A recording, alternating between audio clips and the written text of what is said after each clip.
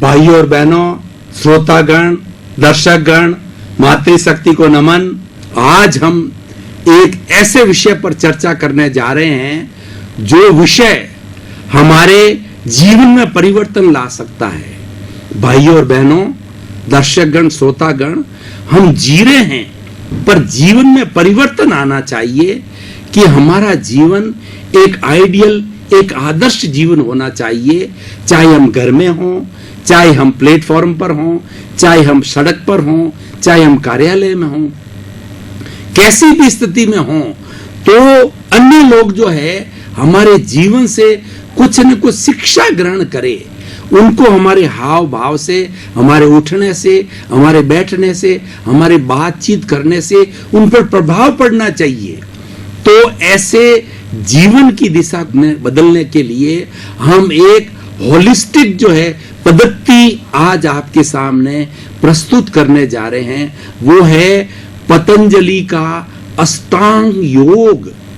पतंजलि हमारे भारतवर्ष के एक बहुत बड़े योगी, योग विद्वान हुए हैं, जिन्होंने योग सूत्र की रचना की और उसमें कई कई सूत्र लिखे गए और एक एक सूत्र जो है पूरे जीवन की दिशा बदलने वाला है।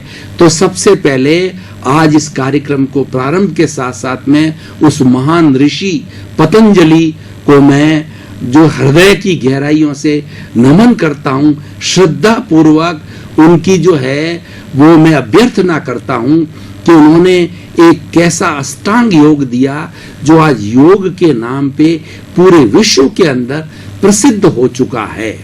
अष्टांग योग का अर्थ होता है जिसके 8 अंगों वाला एक होलिस्टिक योग, जो कि प्रारंभ से अंत तक जो है एक जीवन जीने की पद्धति बताता है।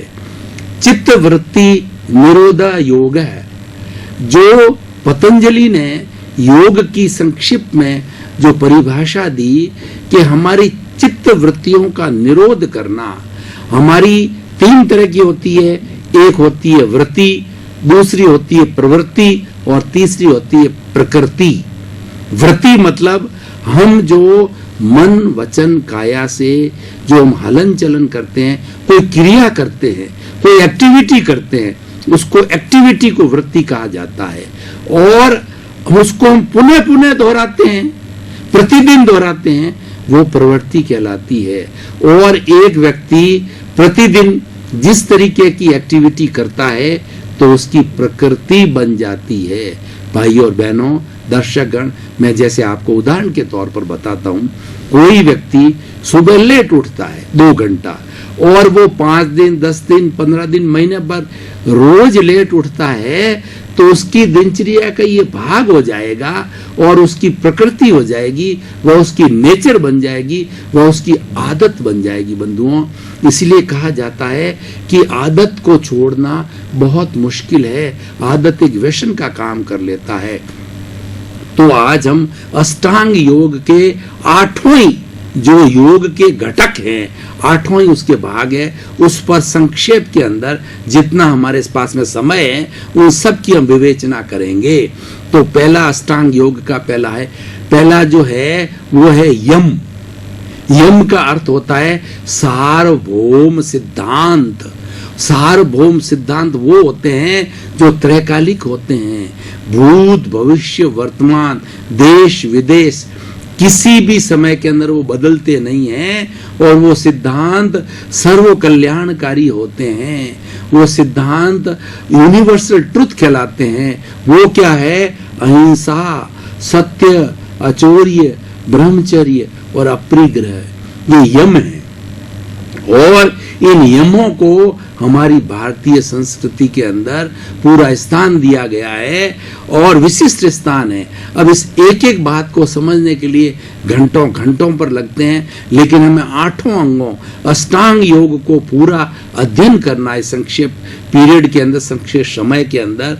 तो अहिंसा का अर्थ होता है कि किसी भी प्राणी को, किसी भी जीव को मन से, वचन से, काया से, करने से, करवाने से, अनुमोदने से कष्ट न हो।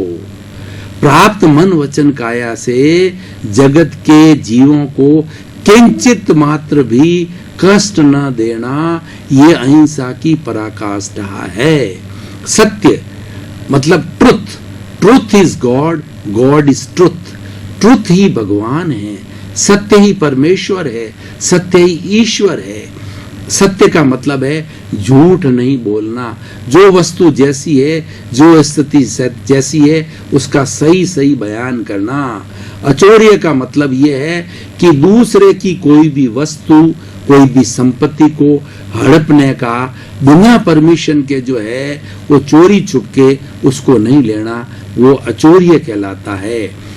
अचौर्य अगर व्यक्ति धारण कर ले तो अपना सो अपना, पराया सो पराया।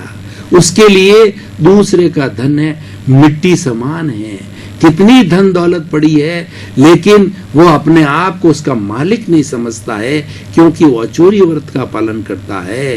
और चौथा है ब्रह्मचर्य। ब्रह्मचर्य का अर्थ होता है कि ब्रह्म में रमण करना, ब्रह्म ईश्वर, ईश्वर के अंदर रमण करता है, अपनी आत्मा में रमण करता है, आत्म साक्षात्कार करता है, आत्म निरीक्षण करता है, आत्म रमण करता है, आत्म परीक्षण करता है, वो ब्रह्म में लीन कहलाता है। उसको ब्रह्मचर्य बोलते हैं बंधुओं।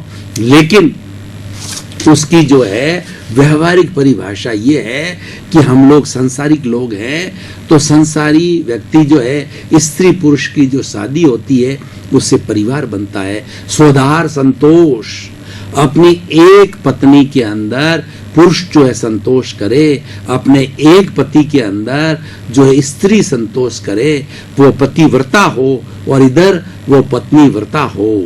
तो इस तरीके से बंधुओं, एक को छोड़ करके इस 7 अरब की जनसंख्या की जितनी भी स्त्रियां हैं, छोटी मेरी बेटी, मेरे समकक्ष मेरी बहन, मेरे से बड़ी मेरी माता, बहुत बड़ी मेरी जो है वो मेरी दादी है, नानी है।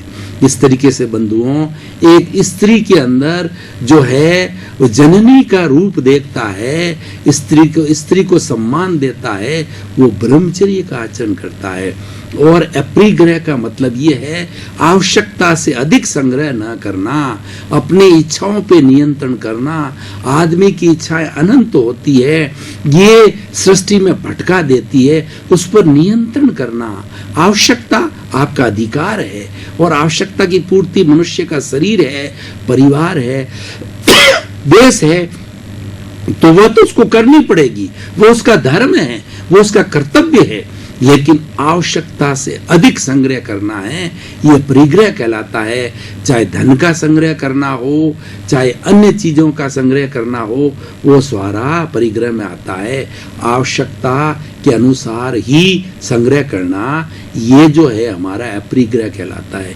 यानी पतंजलि महोदय ने, पतंजलि ऋषि जी ने, पतंजलि महाशय जी ने जो है इस अष्टांग का सबसे पहला सूत्र दिया, यम।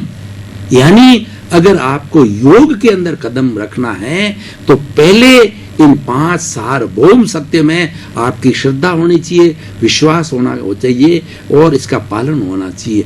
नियम, शौच मतलब शुद्धि, संतोष सेटिस्फैक्शन, ईश्वर परिधान, ईश्वर के अंदर विश्वास करना, त्याग, ये 5 है वो नियम दिए गए हैं। यानी व्यक्ति जो है अपने विचारों में शुद्धि रखे, संयम रखे। सर्वभूतेषु संयम अहिंसा। अहिंसा किसको कहा गया है? संयम को अहिंसा कहा गया है कि सभी भूतों के प्रति जो है संयम रखना, वो अहिंसा है। खाने का संयम, पीने का संयम, सोने का संयम, बात का संयम, काम का संयम, सब में संतुलन होना चाहिए बंधुओं। ये अष्टांग योग जीवन में संतुलन लाता है। एक संतुलन ऐसा शब्द है भारतीय संस्कृति में बंधुओं कि जो इस संतुलन की जो साधना करता है भाइयों और बहनों, दर्शक गण, श्रोतागण, वह एक भगवान का रूप बन जाता है और वह एक अच्छा राजनेता भी बन जाता है। आज हमारे नरेंद्र भाई मोदी, जो हमें किस्मत से भारत के अंदर ऐसे प्रधानमंत्री मिले हैं, वो अष्टांग योग के अंदर विश्वास करते हैं, उसमें उनकी श्रद्धा है, वो प्रतिदिन अष्टांग योग करते हैं। इसीलिए उन्होंने पूरे विश्व के अंदर 21 जून को प्रतिवर्ष जो है योग दिवस के रूप में वकालत करके, और योग दिवस 21 जून को प्रतिवर्ष पूरे विश्व के अंदर मनाया जाता है। और हमारे भारत में तो ये उत्सव की तरह मनाया जाता है। स्कूलों में, कॉलेजों में, विश्वविद्यालयों में, संस्थाओं के अंदर सुबह से शाम तक योग की क्लासें लगती है। प्रशिक्षक लोग योग सिखाते हैं। गार्डन के अंदर, खुले स्थानों के अंदर योग की क्लासें लग करके सिद्धांत दिए जाते हैं, सिखाया जाता है, प्रैक्टिकल कराया जाता है। और आज तो भारतवर्ष के अंदर योग इतना फैल गया है कि बच्चे बच्चे की जबान पर योग है, योग सीखने लगे हैं। और अब जो है नरेंद्र भाई मोदी जी ने यूनिवर्सिटी ग्रांट कमीशन को ये आदेश दे दिया है कि सभी विश्वविद्यालयों में, सभी कॉलेजों में, सभी स्कूलों के अंदर, प्राइमरी में, मिडिल के अंदर, हायर सेकेंडरी स्कूलों के अंदर योग का पाठ्यक्रम कंपलसरी कर दीजिए। योग पढ़ना कंपलसरी कर दिया गया है, क्योंकि ये विश्व में ख्याति प्राप्त हो गया और ये हमारा योग है। तो हम कह रहे थे यम और नियम की बात। और तीसरा आता है यम नियम आसन। आसन का मतलब होता है बैठना, सुखपूर्वक बैठना। जिस स्थिति में हम सुखपूर्वक 10 मिनट, 5 मिनट, घंटा, आधा घंटा, 2 घंटा, 5 घंटा आराम से बैठ सकते हैं, वो आसन कहलाता है। और ये आसन जो है पतंजलि ऋषि जी ने जो आसन है, जो हमारे पक्षी है, जिस मुद्रा के अंदर, जैसे मयूरासन, मयूर के शासन में बैठता है, और सिंहासन, सिंह के शासन के अंदर बैठता है। पक्षियों के जो आसन है उसके लिए सलभासन, जो सारे आसन वहां से लिए हैं, जो 72 तरह के आसन जो किए जाते हैं। सूर्य नमस्कार, ये भी आसन है। हम सूर्य भगवान को जो है वो अपने शरीर की मुद्राओं के साथ में जो है वो भगवान को जो अपनी अभ्यर्थना करते हैं, अपनी प्रार्थना करते हैं। इसके पूरे 16 अंग है। भाई और बहनों, हम ब्रेक जो है लेने के बाद के अंदर पुनः इस विषय पर चिंतन करने के लिए हाजिर हो रहे हैं, गहन मंथन के लिए आपके सामने प्रस्तुत है। तो इस तरीके से जो है मकरासन, जो है वो शलभासन, बहुत से आसन जो है, सारे आसन जो है वो इस पक्षियों के ऊपर, पशुओं के बैठने की स्थितियों के आधार पे लिए हैं। और हर आसन का कुछ न कुछ फायदा है। ये अपने आप में एक बहुत बड़ा विषय है कि जो ही हम आसन, जो आसन हम लेते हैं, उसका हमारे हर शरीर की बीमारी से उसका संबंध है। कोई भी ऐसा कहा जाता है prevention is better than cure. योग भगावे रोग। अगर रोग को आप पास बुलाना नहीं चाहते हो, अगर आप सफेद कोटधारी डॉक्टर के पास नहीं जाना चाहते हो, आप हॉस्पिटल नहीं जाना चाहते हो, अपना अच्छा जीवन जीना चाहते हो, तो कृपया आप योग को, पतंजलि यही कहते हैं, केवल आप योग को अपना लीजिए, आपको किसी डॉक्टर के पास जाने की जरूरत नहीं है। और एक महात्मा ने बहुत सुंदर कहा है कि 3 बात से जीव को सदा राखिए दूर। कौन सी 3 बातें? कर्ज, बीमारी और मुकदमा, फिर खाओ भरपूर। आनंद का जीवन जीना है तो 3 कोट से दूर रहना, 3 कोट से परहेज कीजिए। काला कोट, वकील, मैं किसी की निंदा नहीं कर रहा हूं, ऐसा कहा गया है कि कोट से दूर रहिए, काले कोट से दूर रहिए। सफेद कोट, ईश्वर नहीं करे कि हमको डॉक्टर के पास जाना पड़े, तो आप योग का जीवन जिए। योग कहता है, 100% गारंटी लेता है कि आपको कभी भी हॉस्पिटल जाने की, कभी भी दवाई लेने की नौबत नहीं आएगी। न ब्लड प्रेशर होगा, न शुगर होगा, न हार्ट होगा, न कुछ भी होगा, लेकिन आपको योग के सिद्धांतों के अनुसार जीवन जीना पड़ेगा। और तीसरा कोट है मिठिया कोट। मिठिया कोट का मतलब यह है, हम दूसरे के साथ में दुर्व्यवहार करेंगे, जब भी पुलिस आएगी हम मीठे बोलेंगे, प्रिय बोलेंगे, मित भाषण करेंगे, थोड़ा बोलेंगे, अच्छी बात बताएंगे, तो हमारे पास मिठिया कोट क्यों आएगा बंधुओं? बल्कि मिठिया कोट वाले हमको सुनने के लिए आएंगे कि ये महात्मा हैं, ये योगी है, अच्छी बात बताते हैं तो हमारा ये मिटिया कोट सार्थक हो, हम भी अच्छा जीवन जिए, हम जनता के साथ अच्छा व्यवहार कर, हमको सुनने के लिए आएंगे, हमको पकड़ने के लिए नहीं आएंगे, हमको जेल में डालने के लिए नहीं आएंगे, ऐसा हमारा योग है। तो बंधुओं, हम आसन की बात कर रहे थे, अब आगे चलते हैं। सबसे पहले हमने यम नियम, तीसरा आसन, चौथा प्राणायाम, प्राण का नियंत्रण करना, प्राणायाम। प्राण का मतलब हमारा जीवन, जिससे आत्मा की शक्ति को प्राण कहते हैं, पुद्गल की शक्ति को पर्याप्ति कहते हैं, हमारी आत्मा की शक्ति प्राण है। जब तक हमारे प्राण हैं हम जिंदे हैं। हमारा एक आयुष्य प्राण होता है, 10 प्राण माने गए हैं भारतीय संस्कृति में, 5 इंद्रियों के प्राण, और छठा मनोबल, वचन बल, काया बल, श्वासोश्वास प्राण और आयुष्य प्राण। मैं बात कर रहा था श्वासोश्वास प्राण की, यानी हमारा श्वास, भाई और बहनों, श्वास इतना है, श्वास के माध्यम से हम बहुत बड़ी रिद्धि सिद्धियों को हासिल कर सकते हैं, मोक्ष तक जा सकते हैं, सारी बीमारियों पे नियंत्रण कर सकते हैं, एक अच्छे इंसान बन सकते हैं, एक अच्छे पिता, एक अच्छे पितृ पुत्र, एक अच्छे आचार्य, एक अच्छे डॉक्टर, एक अच्छे इंजीनियर, एक अच्छे सीए, हम एक अच्छा जज, सुप्रीम कोर्ट का अच्छा जज, भारत का अच्छा जो है वो राष्ट्रपति जो है, योग बनाता है बंधुओं। तो इसीलिए हम कहना चाहते हैं अष्टांग योग के माध्यम से, ऋषि जी के आशीर्वाद से, कि हमारा जो है प्राणायाम, यानी हमारे इस प्राण को जो है हम जो है अनुलोम विलोम, श्वास प्रेक्षा, भस्त्रिका, कपाल भाती, ये ऐसी विधियां हैं। श्वास को भीतर लिया, श्वास को बाहर निकाला, कुंभक अंदर रोका और रेचक बाहर निकाला, ये ऐसी ऐसी विधियां हैं। इसके लिए बंधुओं हमें किसी बाहर की लेबोरेटरी में नहीं जाना है, हमारे शरीर को लेबोरेटरी बनाइए। योग क्या कहता है कि वैज्ञानिक लोग लेबोरेटरी में काम करते हैं, पदार्थ पर काम करते हैं, लेकिन अगर आप अपने शरीर को लेबोरेटरी बनाते हैं और योग को एक साधन बनाते हैं, एक माध्यम बनाते हैं, तो भीतर विराजमान हमारी शुद्ध आत्मा, हमारा ईश्वर, हमारा भगवान जो भीतर विराजमान है, ये शरीर एक मंदिर है और इसके अंदर जो आज मैं बोल रहा हूं, ये शुद्ध आत्मा है, वो बोल रही है। अगर ये ना हो तो मैं क्या बोलूं? ये जो मैं बोल रहा हूं ये तो टेप रिकॉर्डर है, ये जो शरीर है एक हार्डवेयर है, ये तो देहधारी है, ये नामधारी है, ये एक पैकिंग है।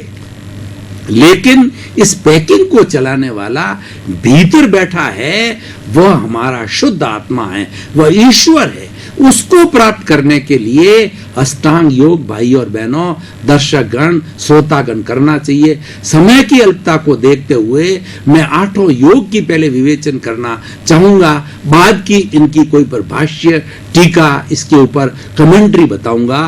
तो हम चले थे यम नियम, आसन, प्राणायाम, प्रत्याहार। प्रत्याहार का मतलब हमारी इंद्रियां, हमारी आंखें, हमारा कान, हमारा नाक, हमारी जीभ, ये जो हमारी इंद्रियां हैं जो कि बाहर जा रही है, और बाहर की लोलुपता, अच्छा रूप देखा, आंखें लुभा गई और मन को खराब कर दिया, आहा कितनी सुंदर स्त्री है, कितनी सुंदर लड़की है, और उसको लुभा लिया अपने जीवन के अंदर और नेगेटिव थॉट्स ले आए। अरे वो तो एक पैकिंग है, उसके भीतर तो देखो ना, तुम चमड़ी को क्या देख रहे हो, उसके भीतर कितनी दुर्गंध है बंधुओं। कभी आपने देखा होगा कि आप अपने ब्रश करते हैं और आपके मुंह में से कितनी अशुद्धि निकलती है कि आपका दिमाग अशांत हो जाता है।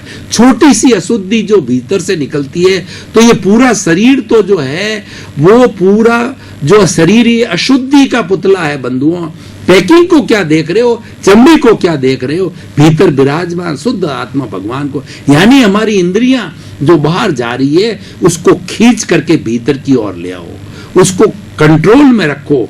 कोई दृश्य देखना बुरा नहीं है, किसी माँ, बेटी, बहन, दुनिया में जितनी चीज है देखना बुरा नहीं है, पर उसके ऊपर गलत विचार लाना ये वो गलत है। मतलब चीज अपने आप के अंदर कोई विषय बुरा नहीं है, लेकिन वासना बुरी है। हमने उसके प्रति अगर गलत भाव लाया, वो वासना है, वो नहीं आना चाहिए। विषय अपनी जगह, दुनिया खूब देखो, दुनिया सुंदरता को तो एंजॉयमेंट के लिए करना चाहिए, देखना चाहिए, मन लुभाना चाहिए, वासना नहीं लाना। तो ये हो गया हमारा प्रत्याहार। हम चले थे यम नियम आसन प्राणायाम प्रत्याहार। अब उसके धारणा, ध्यान और समाधि, 3 बचे हैं। धारणा का अर्थ होता है संस्कार। हमने जो जो अच्छी बातें ली है, whatever the good things we have read, we have heard, to retain them in our mind. मनुष्य का दिमाग बहुत विकसित है और इसके अंदर कितने कितने न्यूरॉन्स हैं। इस दुनिया के अंदर सबसे बड़ी फैक्ट्री मनुष्य का शरीर है। ईश्वर ने और व्यक्ति ने अभी तक, विज्ञान ने इतनी बड़ी फैक्ट्री जिसके अंदर 60 खरब कोशिकाएं एक साथ रहती है। बंधुओं, मैं कई बार ये कहता हूं कि 60 खरब कोशिकाएं एक साथ शरीर के अंदर रहती है और उसको होमोस्टैटिक कहते हैं। वो अपना अपना काम पूरे अनुशासन से साथ में करती है। जब 60 खरब कोशिकाएं एक शरीर का संचालन साथ मिलजुल के कर सकती है, तो क्या हम 7 अरब की जनसंख्या के लोग पृथ्वी पर है, 7 अरब लोग भी एक साथ नहीं रह सकते। हमें हमारे शरीर से, हमारे अष्टांग योग से हमें शिक्षा लेनी चाहिए कि 60 खरब कोशिकाएं हमारे शरीर में अनुशासन के साथ कार्य करती है और 7 अरब लोग साथ नहीं रख सकते हैं। शांति से हमें रहना चाहिए, शिक्षा लेनी चाहिए। तो ये धारणा, अच्छे अच्छे संस्कार, अच्छी अच्छी बातें, अच्छे अच्छे गुण जो है हमारे भीतर धारणा करना चाहिए। जहां से भी मिले बंधुओं, एक छोटे बच्चे से भी मिले, एक गरीब से भी मिले, एक भिखारी से भी मिले, कोई अच्छी बात मिलती है उसको रिटेन करो, उसके दिमाग के अंदर सारी अच्छाइयों को डाल दो ताकि बुराइयों को जगह नहीं मिले। बंधुओं, हम बस में जाते हैं, ट्रेन में जाते हैं, फ्लाइट में जाते हैं कि हाउसफुल, थिएटर में जाते हैं हाउसफुल, मतलब जगह ही नहीं। तो आप कहां बैठोगे? तो अपने दिमाग के अंदर इतनी अच्छी बातें लगा दीजिए, क्योंकि ईश्वर ने तो 24 घंटे सबको दिए, 25 घंटे किसको ही नहीं दिए, जिसमें 7-8 घंटे व्यक्ति आराम भी करता है। तो बाकी का समय जो है ना, आपके पास के अंदर बुरा विचार आने के लिए समय होना ही नहीं चाहिए। वो है धारणा, रिटेंशन। अब धारणा, उसके बाद में हम ध्यान में जाता हूं। ध्यान का अर्थ होता है किसी एक विषय के ऊपर अपने चिंतन को एकाग्र करना। जैसे आलम्बन लिया, ईश्वर का, राम का चित्र बनाया, कृष्ण का चित्र बनाया, महावीर का चित्र बनाया, ईसा मसीह का चित्र बनाया, अपने गुरु का चित्र बनाया। चित्र बना करके अंदर उसके ऊपर एक टक हमने ध्यान कर दिया। सारी हमारी विचारधारा को आप एक टक उसके ऊपर समर्पित हो जाइए, तो आप देखिए कि आपकी जो है ना जीवन में कितना आनंद आता है। आपके बुरे विचार, आपके दुख पास नहीं फटेंगे। बंधुओं, दुख क्या है? दुख जो है ना, हमारी रॉन्ग सोच है, वह दुख है। ऐसे ऐसे लोग होते हैं भयंकर दुख में। हमने ऐसे बहुत से लोगों को देखा है, हाथ कटे हुए, पांव कटे हुए हैं, लेकिन इतना पुरुषार्थ करते हैं कि 5 इंद्रियों वाला, अंधे लोग कही है, इतना काम करते हैं कि 5 इंद्रियों वाला भी उतना काम नहीं कर सकता। वो दुख में से सुख निकालते हैं कि ईश्वर ने कृपा करी कि बाकी चीजें मुझे नहीं दी। आंख खुली होती तो मैं बहुत सी चीजें देखता, लेकिन आंख बंद